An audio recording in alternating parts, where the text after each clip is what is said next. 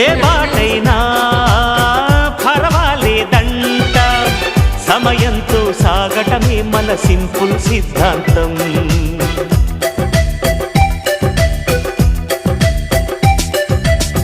చిరుగాలికి పరిమళమిచ్చే సిరిమల్లెల వనమై ఉందాం, గగనాన్ని నేలను కలిపే హరివిల్లుల బంతెన అవుదాం.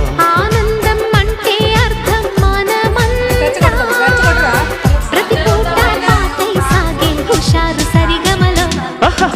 ఎన్నో ఎన్నో రాగాలుండే సంగీతం